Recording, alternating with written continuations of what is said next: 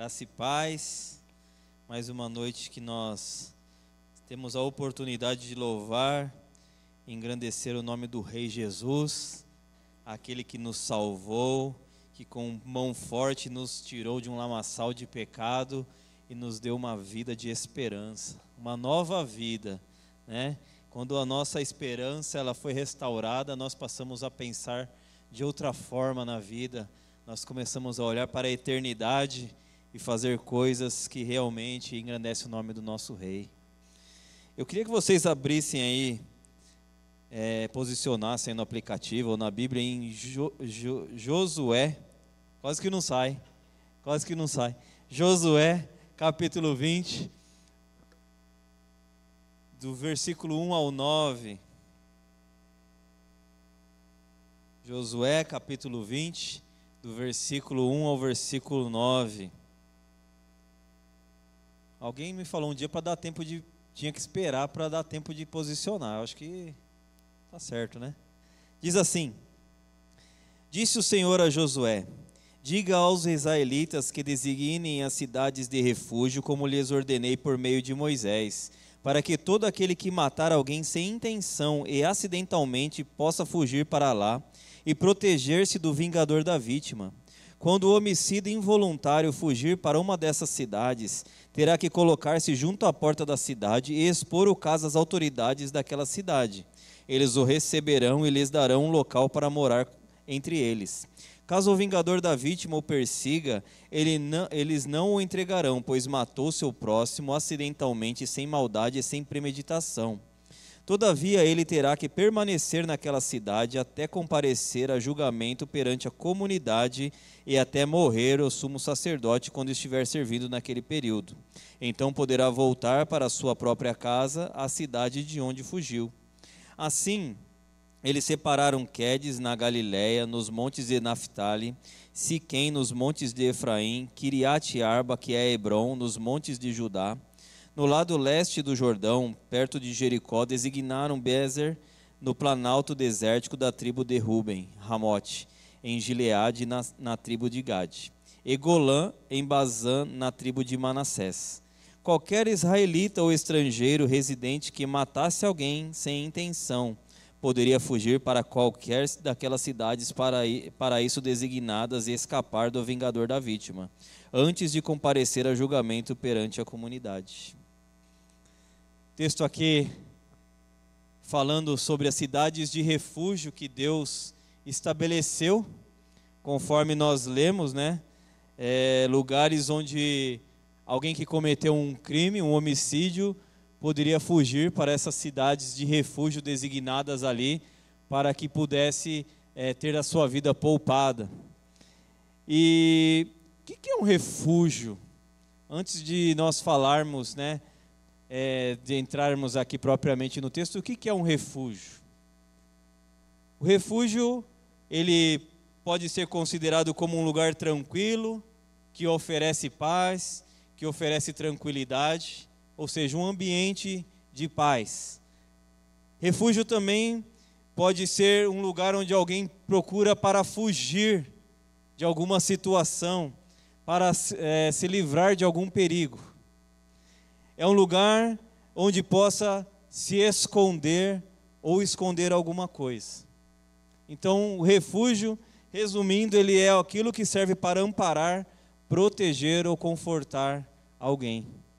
Então, essas cidades de refúgio era para que alguém pudesse lá conseguir se esconder, arrumar um abrigo naquele lugar, para que o vingador da vítima que foi morta não viesse até ele e matasse. E no versículo de 1 ao 3, eu vou só dar uma relida aqui rapidamente. Disse o Senhor a Josué: Diga aos israelitas que designem as cidades de refúgio, como lhes ordenei por meio de Moisés, para que todo aquele que matar alguém sem intenção e acidentalmente possa fugir para lá e proteger-se do vingador da vítima. Então isso não é comum para nós, né? Isso não é nada comum para os nossos tempos. Tem um lugar onde porventura eu matei alguém sem querer, eu vou fugir lá para aquela cidade e vou ficar lá. O que acontece quando alguém mata alguém, né? de qualquer forma eles mudam para outro estado. O Brasil é tão grande, ele se esconde lá, né? Alguém já ouviu essas histórias, né? Fulano aprontou em um lugar, muda lá para outro estado lá, e ali, né, ninguém sabe quem ele é, de onde ele veio, e ele fica morando ali. Só que naquele tempo tinha a tal da lei que eles chamavam lei de talião, que era olho por olho, dente por dente, vida por vida, pé por pé, mão por mão. Quer dizer, fez errado, paga da mesma forma que você fez. Está escrito lá em Deuteronômio, 19, 21, isso que eu falei, não tenham piedade. Exijam vida por vida, olho por olho, dente por dente, mão por mão e pé por pé. Deus, foi Deus que designou isso para Moisés, não é do nada, era um lugar importante. Eu só quero confrontar essas cidades com o que nós temos hoje, Então, essas cidades, elas estavam num ponto estratégico. Eu li nos comentários bíblicos que essas cidades ficavam em pontos estratégicos e nas encruzilhadas que poderiam, na encruzilhada você tem que tomar uma decisão, e na encruzilhada estavam as placas apontando para cidades de refúgio.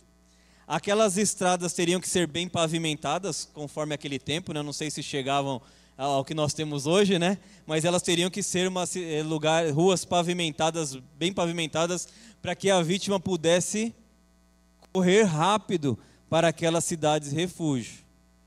Você sabe, tirou a vida de alguém de uma outra família. Quem vem do outro lado não está nada feliz. Ele vem para matar mesmo. Ele vinha para cobrar o sangue de quem você matou. Então essas pessoas teriam que ir muito rápido para essas cidades. E essa cidade, elas apontam para Cristo. Essas cidades, falando de teologia, é um tipo de Cristo.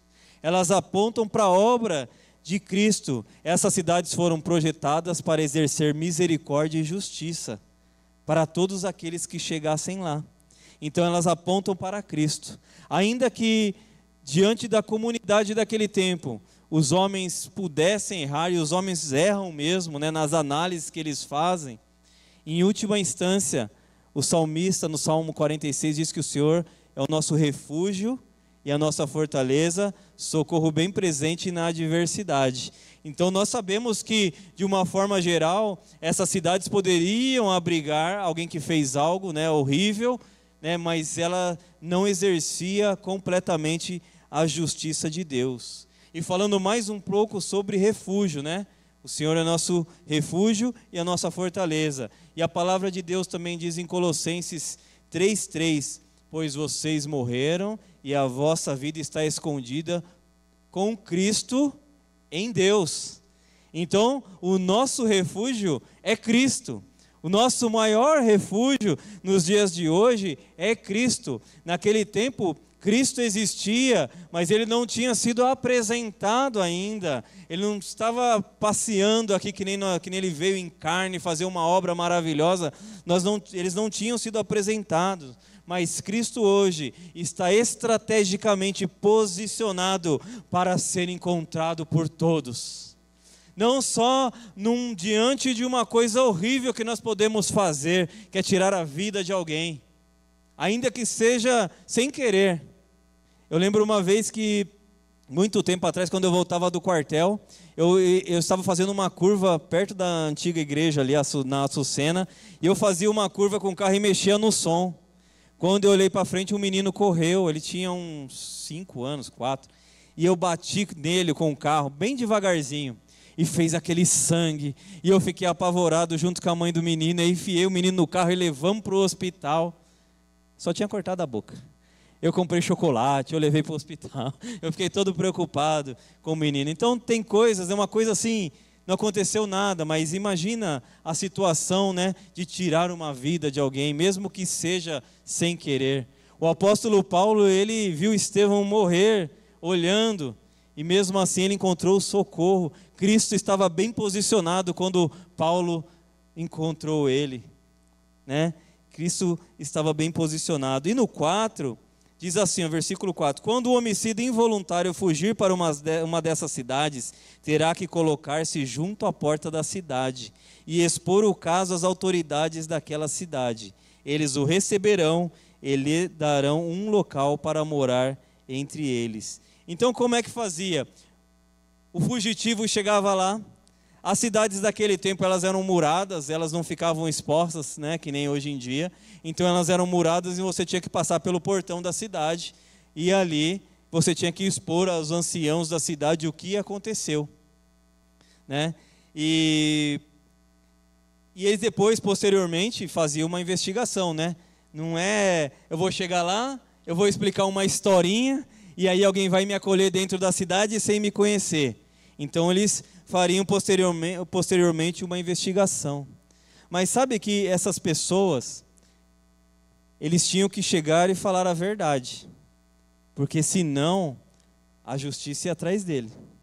Com mais dia ou menos dia, eles entregariam ele para o vingador de sangue se ele tivesse mentido. E falando de sinceridade, é a mesma coisa quando nós chegamos na presença de Jesus. Nós precisamos chegar na presença de Jesus, independente do pecado que nós cometermos, com sinceridade. Sinceridade é com pureza e com verdade. O termo em latim é sincera, ele quer dizer, sincera. E aí, se você, para critério de conhecimento, tem dois motivos para nós podemos pensar em ser sincero. O primeiro motivo é que naquele tempo de Roma, naquela época que eles viviam ali, faziam-se esculturas. E às vezes o escultor, ele dava uma errada ali na escultura que ele estava para vender. E o que ele fazia? Ele passava uma cera para dar uma tapeada naquilo, para quem batesse o olho, olhasse e falou, está tudo certo com a minha escultura, não tem um buraquinho, ela está perfeita. Aí levava para casa. Só que o que acontecia com aquela cera exposta ao calor com o tempo? Derretia e mostrava que aquilo tinha cera, não era sincero, era com cero, não era sem cera, né? E aí, também tem um outro lado. Diziam também de quando tinha a cera, ela era tão pura, ela era tão boa, de uma qualidade tão boa, que ao fazer os vasos, chegava a ficar transparente, dando para ver o que tinha dentro. Então, assim, quando a cera é boa, quando vai com sinceridade, nesse caso, eu apresentei o primeiro, é uma dos pensamentos que tem, e tem esse outro também. Então, quando tinha ali, a cera era tão boa, de tanta qualidade, mostrava o que tinha dentro.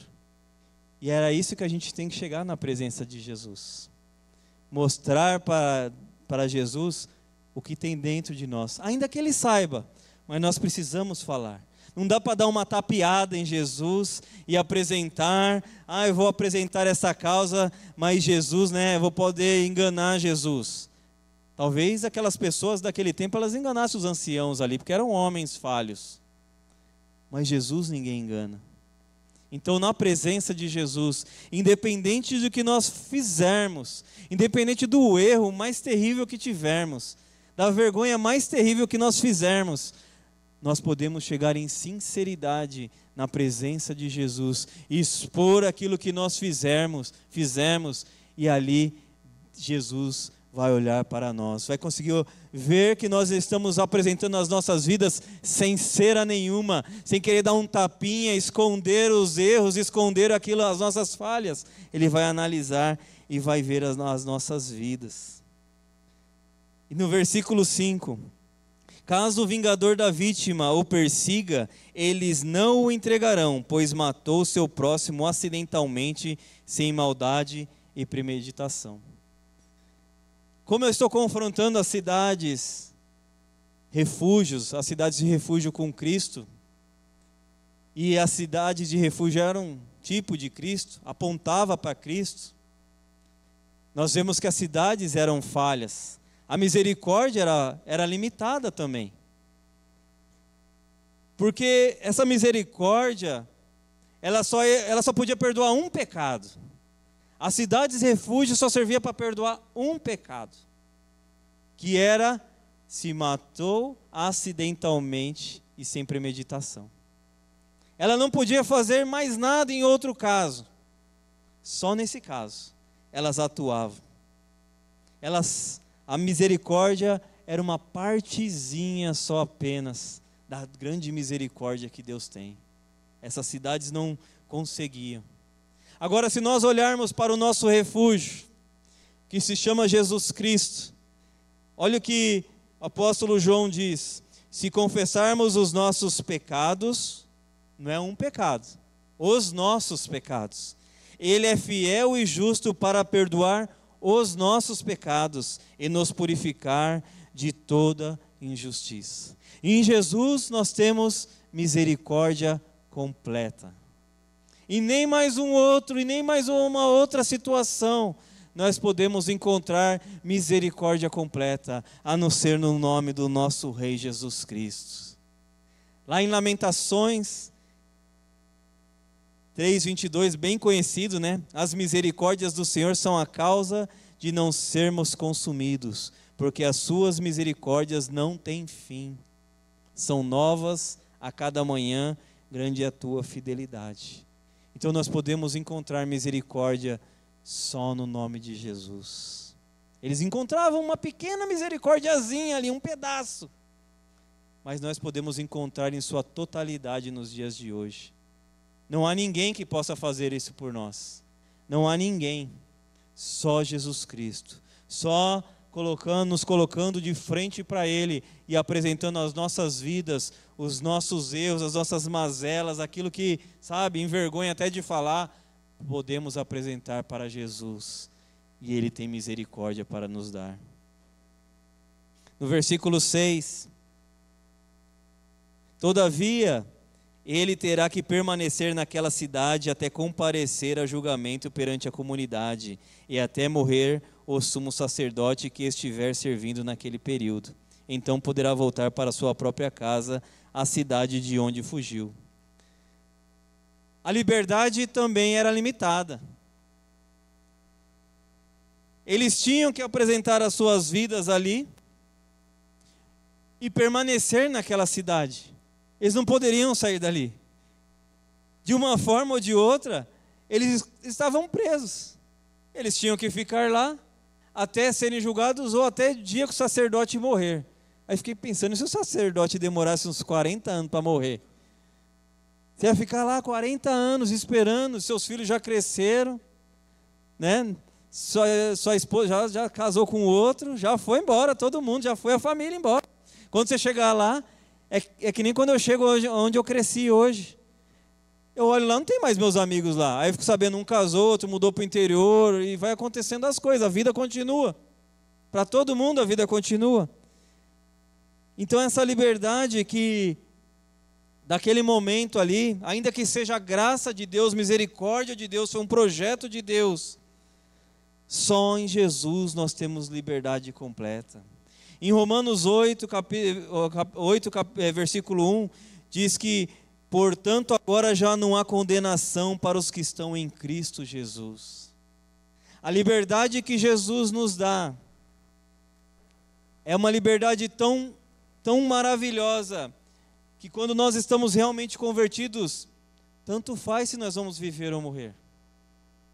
Lógico que nós não vamos pedir para morrer, mas é uma liberdade tão grande que não faz mais sentido ficar apegado a essas coisas.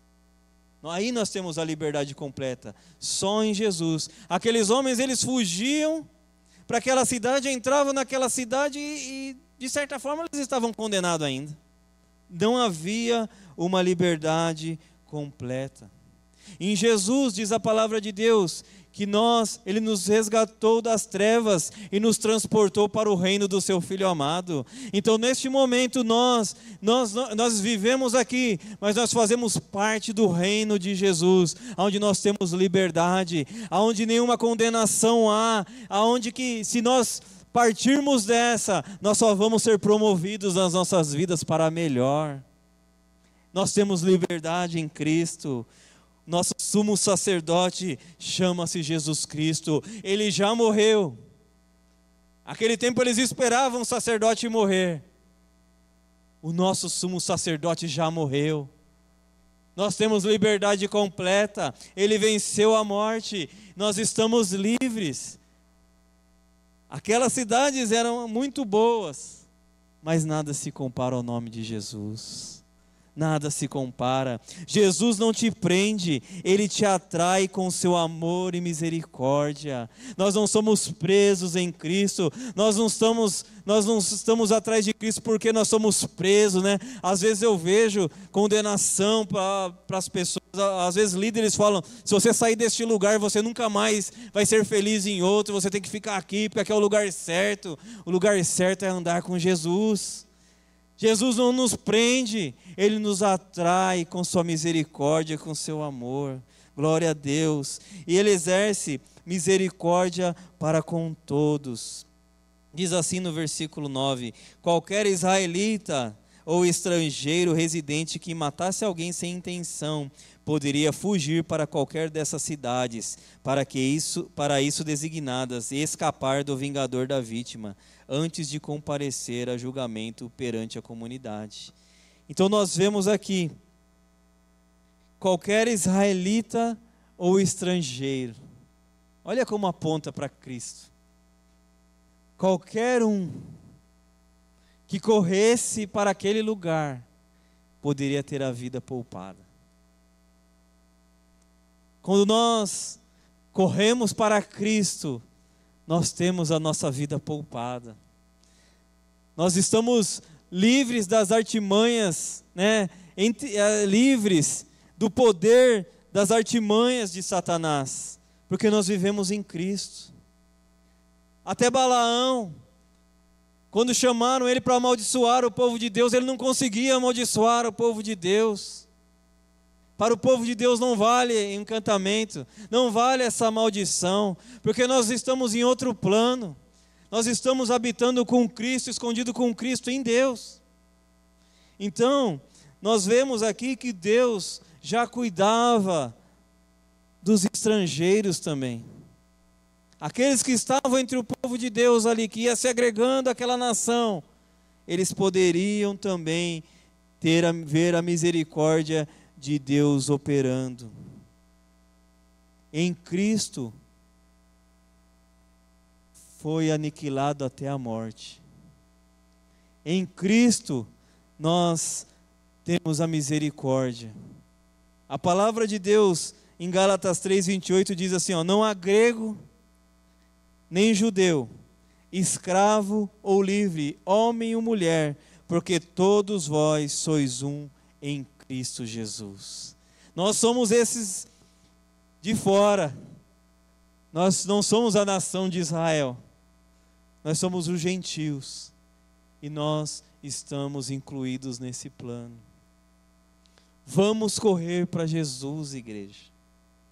Não adianta, né? Muitas vezes nós falamos como crentes, temos todo o crentez e sabemos como se posicionar na comunidade cristã, mas quando chega a hora de ir para o Pai, para falar com Ele, nós corremos atrás de pessoas.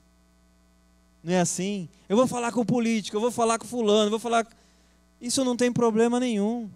Nós podemos falar também, mas nós precisamos falar com Ele primeiro. Nós saímos correndo, às vezes na hora da dificuldade, nós corremos para lá, corremos para cá, e não levamos as coisas na presença dEle. Não é assim? Nós precisamos.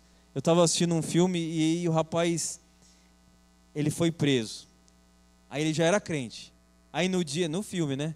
Aí no dia lá do julgamento dele, ele, para se salvar do negócio, ele mentiu, mas ele já era crente. Eu falei, mas ele devia falar mesmo, né?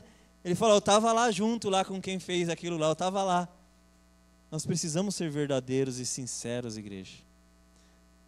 Andar na presença de Deus nos livra de muitos males. Se nós corrermos dessa presença, nós vamos cada vez piorando, cada vez piorando. É melhor chegar na sinceridade, porque a graça de Deus nos alcançou. Mais do que uma cidade refúgio, Jesus é o nosso refúgio. Jesus está presente. Se nós corrermos, se nós clamarmos, Jesus já opera nas nossas vidas. Quantos corações não foram impactados dessa forma? Conheceram Jesus de uma forma tremenda, né? Tremenda. Eu estava conversando com um rapaz hoje, que eu congreguei com ele bastante tempo. Ele estava falando: você lembra quando nós orávamos por aquele nosso parente? Eu cansei de falar com ele, toda vez eu falava.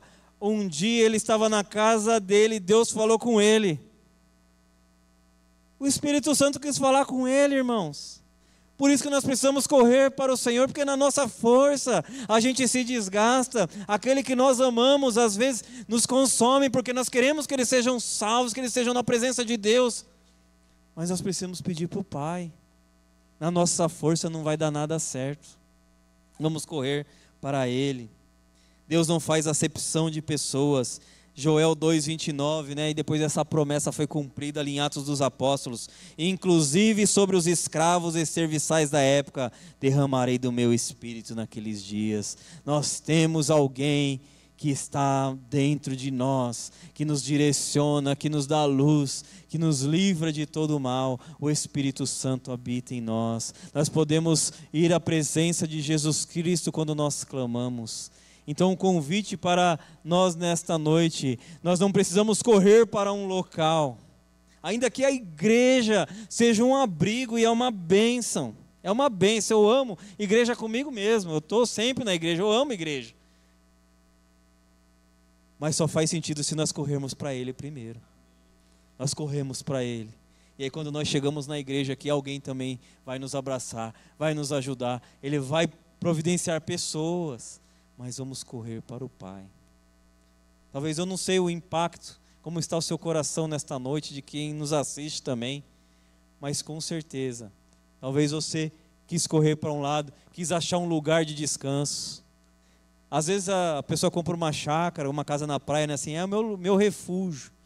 É um lugar de descanso realmente, né? Se a chácara você não tiver que carpir tudo quando for lá passear, né? Aí não é mais lugar de descanso nenhum, né? Mas se você chegar lá e tiver tudo arrumadinho para você passar o seu final de semana, realmente é um lugar de descanso. Mas ele descansa só o corpo. A nossa alma, ela só descansa em Cristo. Porque antes de nós conhecermos a Cristo, nós éramos inimigos de Cristo. E agora nós não somos mais. A inimizade que foi quebrada, nós somos amigos agora. Corra para Cristo, igreja. Corra para Cristo. Eu não sei qual pendência de vida que você tem que resolver. Fala com Ele. Corre para este refúgio que se chama Jesus Cristo. E aí a vitória é certa. Em Jesus, o inimigo nunca vai nos alcançar. Nós estamos escondidos na presença de Deus. Amém? Queria orar. Santo Deus.